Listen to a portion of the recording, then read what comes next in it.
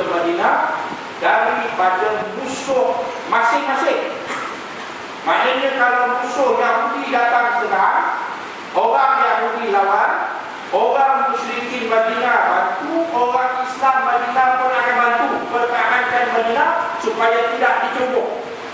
Kalau musuh orang Islam datang serang, orang musyrikin Madinah yang tak ramai, ya, orang Yahudi Madinah akan bantu pertahankan orang Islam, menentang musuh yang sama, menentukan kaum Madinah tidak dicubuk. Ya. Bertahan, mempertahankan Madinah bersama dan membangunkan Madinah bersama. Ya. Kalau tuan-tuan dan puan masa boleh buka kitab-kitab berhubung dengan piagam Madinah, ianya ulama Islam mengisytiharkan, ya, sebagai perlembagaan negara yang pertama di dalam sejarah. Kerana sebelum itu mana-mana negara ikut kehendak raja nak buat macam mana. Siapa yang jadi ketua, siapa yang kuat, ketua lalu dia jadi ketua, dia buat apa dia dulu. Tapi dalam kes kota Madinah, ianya merupakan satu perjanjian di mana peranan masing-masing dijelaskan, dan ianya melibatkan orang musyrikin dan orang Yahudi. Ya, yang mana kita semua tahulah akhirnya orang Yahudi langgar. Kenapa? Kerana bila berlakunya perang Khandaq, orang Yahudi khianat. Dan bila mereka khianat, akhirnya Rasulullah SAW telah pada mulanya cuba buat umrah, dihalang oleh musyrikin Mekah, maka diadakan perjanjian Hudaybiyah. Bila dah buat perjanjian Hudaybiyah, maka dengan musyrikin Mekah aman, nyaman 10 tahun mengikut perjanjian. Ya, tu pun musyrikin Mekah kemudian dilanggar sampai 3 tahun. Tak apalah, buat perjanjian dengan musyrikin Mekah, dah tak perang dengan musyrikin Mekah, Rasulullah selesai, kan? Orang Yahudi yang khianat perjanjian piagam ini. Ya, ini semua kepintaran politik yang ditunjukkan oleh Rasulullah SAW. Ya, tangani satu musuh satu persatu mengikut kemampuan dan kekuatan yang ada. Jangan nak perang dengan musyrikin, perang dengan Yahudi, ya. Tapi apa yang telah dilakukan, damai dengan musyrikin Mekah melalui perjanjian Hudaybiyah, balik ke kota Madinah, perang dengan Yahudi. Kerana apa? Kerana telah khianat perjanjian. Ya. Ini tuan-tuan dan puan, kita ni orang Islam. Soal perjanjian ini soal yang cukup berat dan cukup penting. Ya. Ianya bukan perkara main-main yang boleh kita buat dan kita langgar ikut suka hati. Sehingga bila ditandatangani perjanjian Hudaybiyah, tuan-tuan semua tahu, sahabat-sahabat semua mengamuk.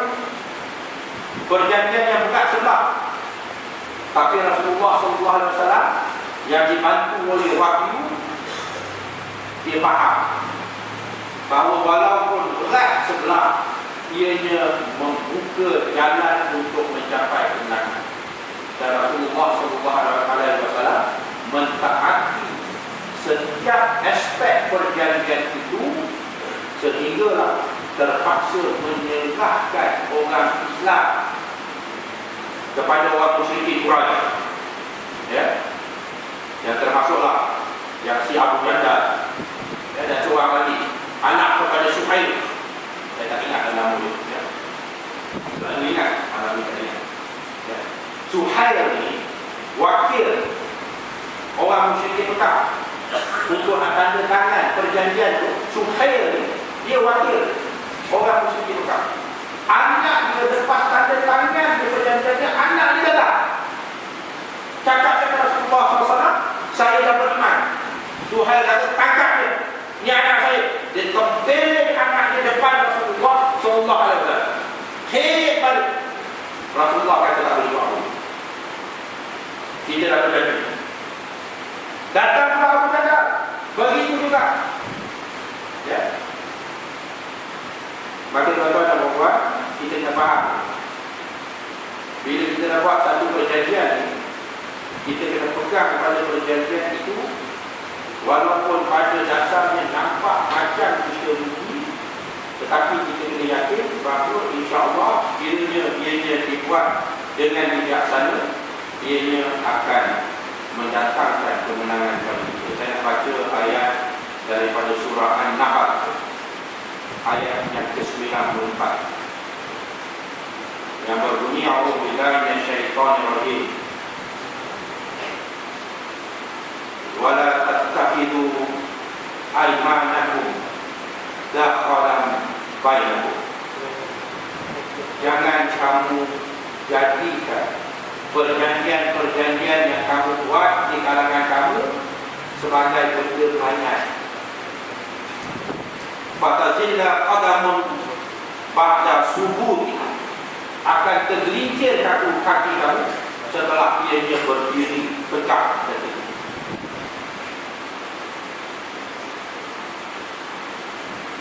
Watadukusu, dan akan kamu dicampakkan dengan kebenaran. Bima sadaqtum an sabilillah, kerana kamu menjadi sebagai binzir, penghalang yang menghalang manusia daripada jalan. Walakum azabun azim, dan bagi kamu di akhiratlah azab yang dahsyat. Ini Allah tegur para sahabat pada zaman Rasulullah SAW yang buat perjanjian dengan kabilah-kabilah tertentu. Tiba-tiba dia bertemu dengan kabilah yang besar, yang bermusuh dengan kabilah-kabilah yang kecil yang dah ada perjanjian. Maka sahabat-sahabat kata, kabilah yang besar ni dia lagi penting, akan memenangkan Islam, menguntungkan kita. Kita batalkan perjanjian kita dengan kabilah yang kecil, kita buat perjanjian dengan kabilah yang besar. Ya, Allah Ta'ala tegur. Ya. Kalau kamu buat perangai yang macam tu, maka kamu ni jadi sebagai dinding sodak, ya, dinding yang menghalang manusia daripada jalan Allah. Kerana apa? Kerana dia nampak perangai kamu buruk, ya. Macam ini juga, ya. Buat jadi langgar, buat jadi langgar, buat jadi langgar, ya. Tak beza. Maka kamu menjadi sebagai penghalang manusia daripada mengenali kebenaran Islam. Ya.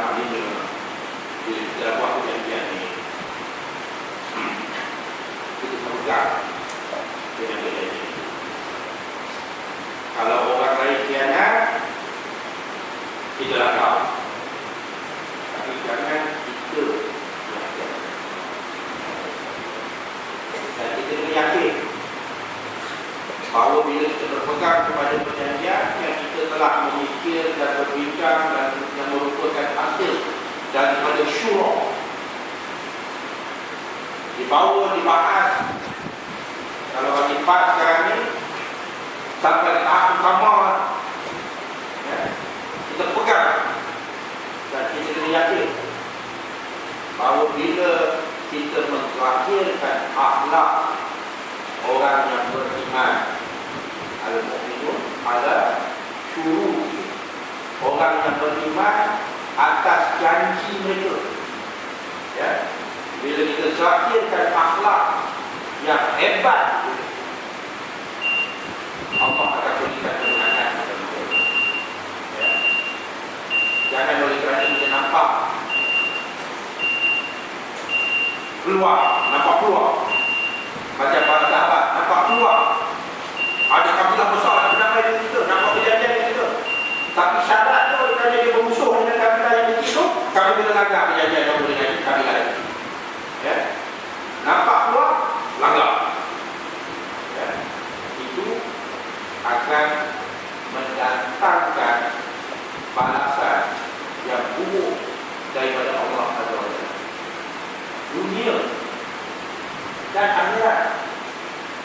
Kerana ayat itu yang saya bacakan tadi, surah An-Nahl,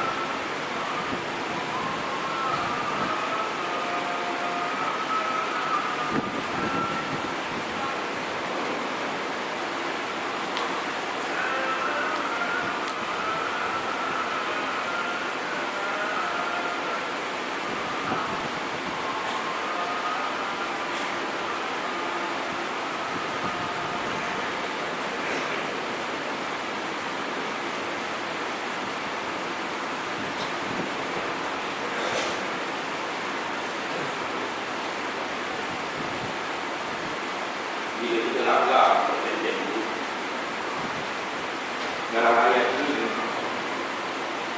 Allah janjikan pada orang Islam wa tazuqus, dan kamu akan dicampakkan dengan kehinaan di dunia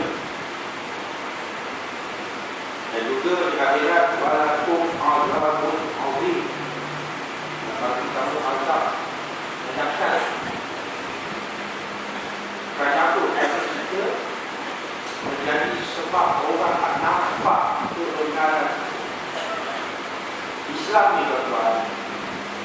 tiga kan. Akidah, akhlak, dengan syariat. Akidah tu murakab. Akidah yang mantap akan menghasilkan akhlak yang tinggi. Inilah yang ada hadis Rasulullah SAW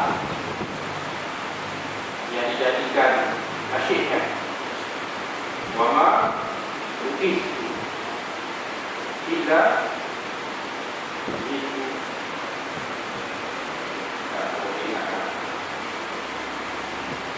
dan tidak aku dibangkitkan kecuali untuk nak sempurnakan akhlak. Utama lima maka lima akhlak kan? Ni bila akidah sudah balik, akhlak ni akhlak itu, akhlak orang Fat, akhlak perjuangan Islam. Mesti orang nampak ada sikitnya, ada amanahnya, ya, cakap benar, janji pegang, amanah, ya, sampaikan Islam tu, jangan sorok-sorok ataupun kita balik Islam ikut kehendak masing-masing, ya. Pakanannya sifat-sifat Rasulullah SAW yang kita punya ini akhlak. Kalau kita dah ada akidah tapi akhlak tu rosak lagi, masih lagi dengan perangai menipu, fitnah, ya, adu domba, ya. Apa yang akhlak? Main tubuh itu terus. Kita masuk aja. Ini kali sama jatuhkan ulama lah. Ini apa dipikir? Kenapa? Ini adalah lain. Kita lain. Kalau kita sebagai orang Islam, sebagai jemaah Islam, ini yang ada akhlak, akidah, akhlak. Kita buat politik ada akhlak, kita buat janji ada akhlak.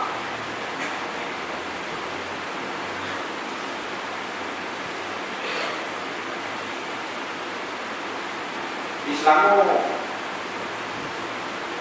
adalah masalah dalam negara saya. Langkah perjanjian, saya nak mesti kita lah, tapi oposisi ini lah. Malam bila nak ikhlas saja tu, tidak ada yang siap lah. Masing-masing punya pandangan, masing-masing punya tafsiran. Adalah yang akan datang jumpa ikhtiar talun. Bila kita jangan ikhtiar talun seperti zaman Sarabu, masing-masing. Dia pun dah beritahu kepada pengacara lagi. Kamu ikhtiar masing-masing, kamu akan jadi. Lalu pengacara masing pun tak ikhtiar. Tapi mereka ni datang jumpa saya, dia juga balik punya pandu-pandu dan sebagainya. Lalu saya tak kira apa masalahnya. Yang sebenarnya apa masalah? Dia kata Dr. Nasir itu sosial. Saya kata dia jadi dulu 2008 pun dia sudah jadi imam. Tak ada masalah. Wah, banyak masalah. Saya tanya itu. Bila Dr. Nasir ini jadi adu, dia bukan bertanding atas lambang dia sekian, dia bertanding atas lambang dia. Bila dia jadi adu, waktu ramai ahli sosialis dia jadi ahli sosialis. Waktu ramai ahli sosialis yang jadi DKT, yang jadi ketua ratu, yang jadi ahli majlis, berapa? Tak ada. Semua kita. Lalu apa masalahnya? Dia tak alam pun. Ya, apa masalah? Kalau bila saya berhujang itu, dia tak menjawab. Tapi saya tak tahu. Bila diisytiharkan jalur itu, 2 hari sebelum hari penamakan, tiba-tiba hari penamakan ada jalur tak. Apalah, ini isytihar. Tapi bagi saya sedikit tersilap. Bukti tersilap. Nombor 1, ini benar. Apa yang nombor dua, kita sama kita. Nombor tiga, kita sama kita kan. Nombor empat, masyarakat ketika impas itu betul ke? Nak fungsi kuasa, nak kerjasama, ataupun semua dibuat ikut juga dia. Lalu ini masalah. Saya cakap ini bukan saya tuju pada mana-mana individu, bukan nak jatuhkan mana-mana pihak. Saya cakap saya tuju kita. Alhamdulillah di Selangor akhirnya kita menang keseluruhan 2008 kita menang 36 kursi. PKR 15, DAP 13, PAS 8. Pada 2013 DAP dia bertanding 15, dia menang semua 15. PKR bertanding 21, daripada 15, 2028 dia jatuh satu, dia menang 14. Kerana apa? Kerana ada dua kursi yang berlaku 32. Satunya dekat sebenarnya PKR lawan PSM, kerana calon PSM India, PKR anak terima dia sebagai calon bagi PKR kerana kawasan majoriti Melayu. Lalu PKR kata gunakan calon Melayu. Lalu PSM punya calon yang bertanding 2028 dulu, yang kalah dengan hanya lebih kuat 1,000, dia kata macam tu saya bertanding. Lalu jadi 3 dulu, PKR lawan PSM lawan BN. Maka BN menang. Ya. Lepas tu di Kota Damansara. Di Kota Damansara calon PSM Melayu. Maka PKR kata okey Dr. Nasir, kamu menang dulu, kami terima kamu sebagai calon PKR. Berikan waktu daripada PKR, bertanding atas nama PKR. Tapi pagi itu tiba-tiba muncul calon yang dapat bagi kapal bertanding atas PKR. Maka berlaku juga 3 dulu. PAS lawan PKR lawan BN. Maka kalah jugalah, menang jugalah calon BN. Maka akhirnya PKR hanya dapat 14 kursi. 2028 15, tapi dia dapat 14 kali ini. PAS 2028 dapat 8. Daripada 8, 2013 kita tambah 7 menjadi 15. Ya. Maka akhirnya Pakatan Rakyat daripada 36 kursi kita dapat 44. Tambah 8. Daripada 8 yang tambah itu 7 daripada 8. Ya. Kerana apa? Orang tadi, kerana apa? Bagi pandangan saya, kerana di Selangor kerjasama Pakatan Rakyat cukup baik, kecuali di Kota Damansara. Di kawasan lain semua jadi. Dan bagi saya sebagai timbalan Pesuruh Jaya 4 di Selangor yang ketiga, Datuk Mustafa Ali Timur ke Kota Damansara, dia istihar calon resmi Pakatan Rakyat ialah Dr. Nasir yang bertanding atas PKR. Dia turun ke Kota Damansara. Orang PAS Kota Damansara, bila dia datang, dia ucap, mereka buat bising, sorak, ganggu, sampai ke tahap kata ni ketua munafik, ni ketua PSM, malu ni. Tapi Datuk Mustafa Ali dia cuba diisytiharkan juga. Dan Alhamdulillah, oleh kerana dia istihar di situ pada malam itu 3 hari sebelum mengundi, seluruh negeri Selangor kita dapat selamat. Bila kita berbuat press conference dan kita pasangan pun istihar, calon resmi adalah PKR. Barulah kawasan lain semua selamat. Kerana Kota Damansara ini bukan duduk orang umum. Kamu buat dekat situ hal, tempat lain pasti ada kesannya. Orang PKR ini kita buat dekat Kota Damansara, dia malah dekat kawasan lain kita syahadat pun orang PKR malah. Dan kalau dia bertindak balas, dia kata kamu lawan calon kami dekat Kota dalam masalah, aku pun tak nak uji kamu dekat jalan. Macam mana? Kan? Janganlah kita nampak kita je. Kita tak fikir lebih luas lagi. Penang kan? Sungai Aceh. Ada akhlak. Mana akhlak? Dah berjanji. Itulah jelas. Dah ada arahan. Tak ada pertikaian. Tak ada mana-mana pemimpin yang membela. Saya difahamkan sampai ke Suruhanjaya dapat SMS ukur ke Suruhanjaya. Kamu turun ke Jakarta Sungai Aceh, kamu yang keluarga kamu dah selamat. Sampai ke Suruhanjaya Pulau Pinang, kena buat laporan polis. Sampai ke tahap itu apa jadi? Ini ujian kemenangan. Pada 2008, semua tak fikir boleh menang, semua tak gerak. Masuk 2013, semua fikir boleh menang, semua nak. Ni bagi saya pegang untuk model. Orang yang pemanah yang sepatutnya duduk atas bukit,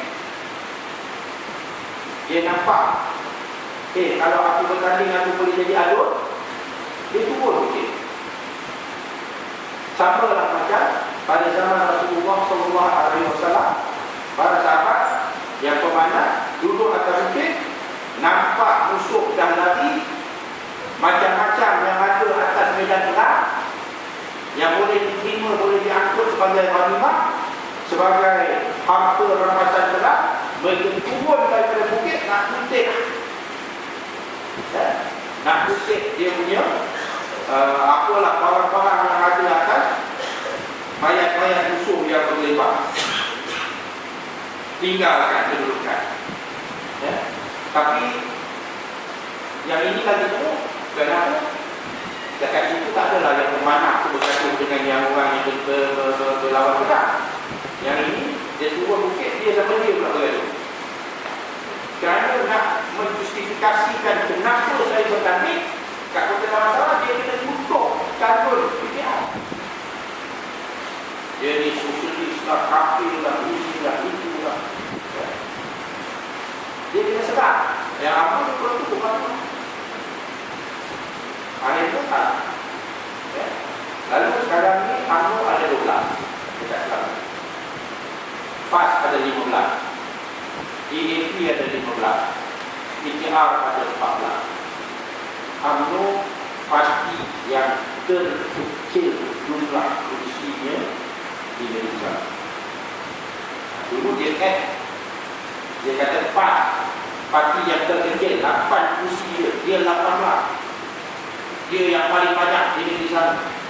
DAP pun 13, PKR pun 15. Kali ini dia 12, PAS 15, DAP 15, PKR 14. UMNO parti yang paling kecil jumlah kursi.